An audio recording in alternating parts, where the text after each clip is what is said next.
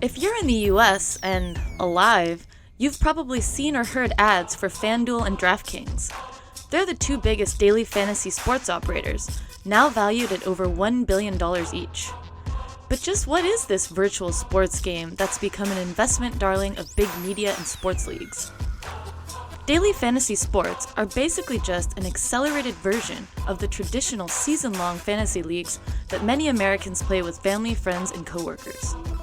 In a traditional fantasy league, you build your own virtual sports team by taking turns drafting real athletes. You manage the team throughout the season, making trades along the way. In NFL contests, players earn fantasy points for touchdowns, yards traveled, catches, and more. At the end, a champion team is crowned. But in the newer daily fantasy sports contests, you commit to a team for just a day or week and draft players within a set budget called a salary cap.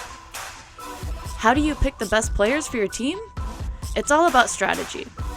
For example, if you pick a really good, i.e. expensive quarterback, you won't have as much money to spend on defense. You also need to think about special factors. One popular daily fantasy pick in Week 1 of this NFL season is Davante Adams, a wide receiver for the Green Bay Packers. Sharp player Ed Miller says Adams is a no-brainer for Week 1.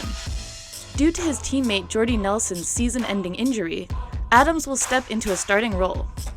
But as Adams' salary was set by the daily fantasy operators before the role change, he comes super cheap. For now. That could all change next week. Your roster locks up once the games have begun. At the end, winners are crowned. They could take home a couple dollars or a couple $1 million. Next week, you can do it all over again with brand new players.